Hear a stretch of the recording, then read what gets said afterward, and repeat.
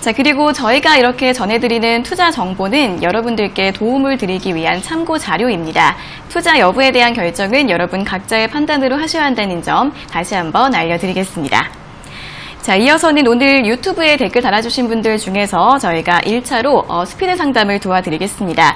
첫 번째 종목은 솔리드인데요. 매수가 8,300원이시고 비중은 30%라고 하십니다. 매도가 얼마로 잡을까요? 라고 질문 주셨습니다. 매수가가 얼마라고 그러셨죠? 8,300원이요. 8,300원이요? 네. 네, 매수가 일단 이틀 이내 반등 나오면은 파셔야 될 것 같고요. 너무 높게 사셨어요. 조정이 나와서 다시 올라갈 수 있는 거 있는데 그 조정폭도 못 견디실 것 같아요. 제가 볼 때 한 7,500원대 밑으로 한 조정이 나올 수도 있기 때문에 지금 자리는 일단 이 자리 손절하고 오히려 아래 다시 사는 게 맞을 것 같습니다. 그래서 이 종목은 손절가를 드릴게요. 손절가는 7,850원 정도를 손절로 일단 잡으시는 게 맞고요. 7,850원 손절 잡고 이 가격 이탈하지 않으면 올라갔을 때 단기적으로 한 10% 기대 수익을 10% 이내로 잡고 일단 매도하셨다가 조정이 나올 때 사세요. 올라가는 중인데 그 올라가는 중이 초입이 아니라 위쪽으로 한참 진행되고 있는 단계이기 때문에 이 자리는 들고 있어봐야 좋은 효율이 날 수 없습니다. 올라갈수록 그만큼 힘은 약해지게 되어 있고 그 힘이 다시 강해지려면 조정이라는 게 있어야 됩니다. 그래서 들고 가기보다는 올라오면 기대 수익을 10% 이내에서 반드시 수익 실현하고 오히려 떨어지면은 7,500원 아래쪽에서 분할 매수 전략으로 보시는 게 맞고요. 솔리드는 5G 관련해서 모멘텀을 가지고 있기 때문에 향후에 조금 눌림목을 공략해서 분할 매수 전략으로 간다라면은 2차, 3차 수익이 가능하다 이렇게 의견을 드리도록 하겠습니다.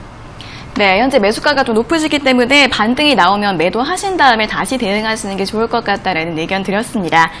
자, 이어서 고려아연 실적이 나와서 다시 한번 또 전해드리고 가겠습니다. 고려아연 같은 경우에는 2분기 영업이익이 1,640억 원으로 전년 동기 대비 32.3% 감소했다고 하고요. 매출액은 1조 6,220억 원으로 6.9% 감소했고 순이익 같은 경우에도 39.9% 줄어들었다고 합니다. 한편 주가는 오늘 4% 이상 오르고 있는데요. 현재가 41만 5천 원 선에서 움직임 보여주고 있습니다. 자, 이어서 다시 한번 유튜브 댓글 상담으로 넘어가 보겠습니다. 이건홀딩스인데요. 매수가 2,970원이시고 비중은 10%라고 하십니다. 대응 전략 궁금합니다. 라고 댓글 달아주셨습니다.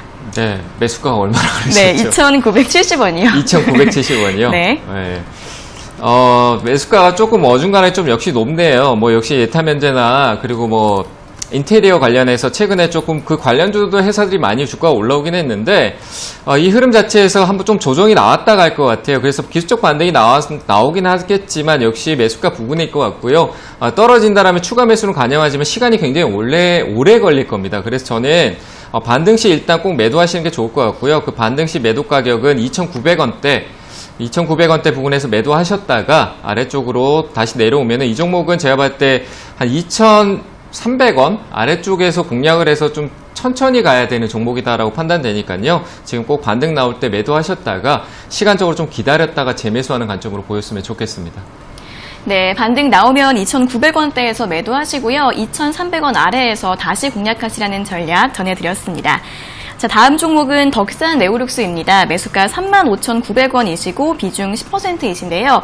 손절해야 할까요? 라고 질문 주셨습니다. 아니요, 뭐 이 종목은 손절할 필요 없을 거라고 생각하고요. 덕산 그룹주들은 뭐 덕산 하이메탈, 뭐 덕산 네오룩스, 덕산 테코피아 이런 회사들은 말 그대로 일본 소재 국산화에 대한 어떻게 보면 수혜주인데 어떻게 보면 좀 가치적으로 좀 숨어 있는 회사들입니다. 그리고 OLED 쪽으로 역시 향후에 중국이나 뭐 중국이 언제 어떻게 될지 모르겠지만 국내도 역시 OLED 시장이 아직까지 활발하게 많은 시장이 남아 있습니다. 자동차도 역시 OLED가 많이 들어가는 부분은 전기차라든지 앞으로 IT 자동차가 생길 때 이 OLED가 할 역할은 굉장히 많이 있습니다. 그래서 지금 손절하는 것보다는 보유 관점이 좋을 것 같고요. 비중이 크지 않기 때문에 내려오면은 전화 상담이 필요할 것 같고 그 가격대는 한 29,000원대 아래로 내려왔을 때 전화하셔가지고 추가 매수 전략으로 가시는 게 좋을 것 같고요.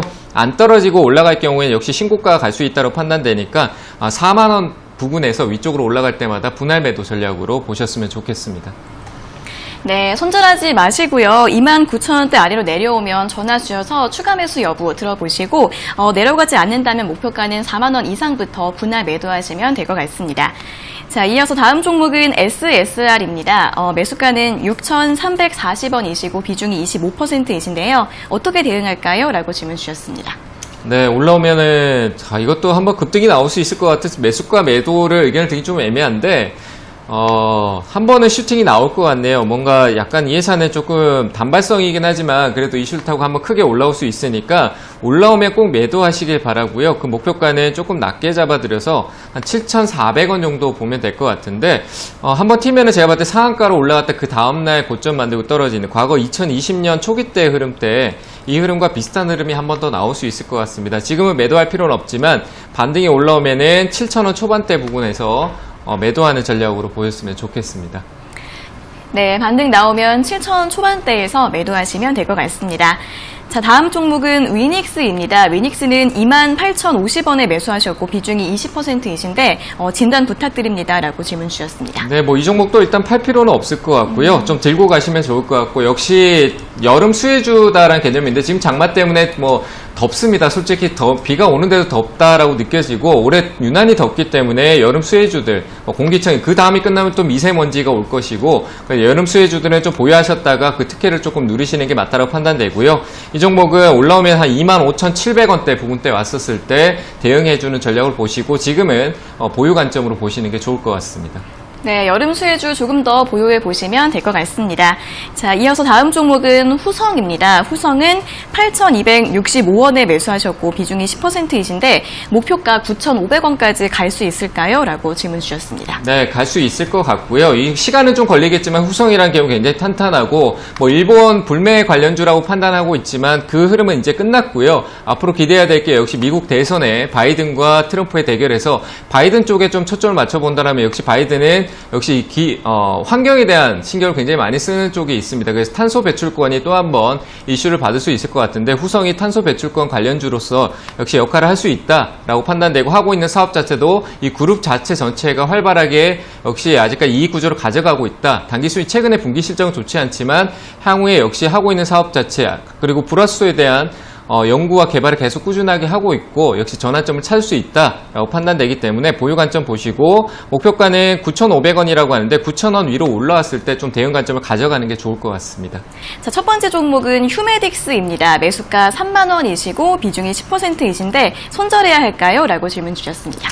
네, 3만 원에 샀다. 어제 근데 시가 갭 띄우고 났는데 갭으로 바로 미끄러져서 기술적 반등이 아마 내일쯤에 나올 수 있을 겁니다. 올라오면은 수익 생각하지 마시고 일단은 비중이 크진 않기 때문에 뭐 이거는 떨어지는 말을 샀는 거기 때문에 내일 급등이 안 나오면 내려가는 말이에요. 그래서 올라오면은 일단 매수가에서 매도하는 전략이 맞을 것 같고요. 급등 나서 더 크게 갈 수 있겠지만 그건 제가 알 수 없는 영역이니까 일단 저는 매수가 매도 의견 드리고 이 종목은 좀 더 아래에서 한 26,000원대 아래쪽에서 짧게 손절 잡고 대응하는 게 맞을 것 같습니다.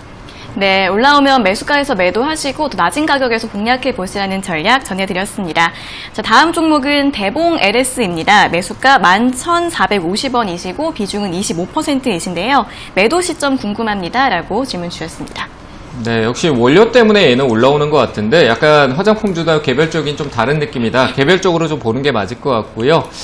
죄송한데 매수가가 얼마나 그러셨죠? 네, 매수가가 11,450원이요. 11,450원이면 최근에 좀 높은 자리에 사셨네요. 그래서 저는 오늘 자리가 그렇게 좋지는 않습니다. 거래는 안 나오고 있지만 일부 좀 수익 실현을 해나가시면서 가는 게 좋겠다. 비중을 한 3분의 2 정도 매도하시고 소액 비중만 가지고 계시고 익절가 개념이 될 수도 있겠지만 11,800원에 이탈할 때는 현금화한 전략으로 보시면서 오늘 조금 수익 실현 해나가시면서 가시고요. 안 떨어질 경우에는 목표가를 13,000원대 부근에서 수익 실현하는 전략으로 보였으면 좋겠습니다.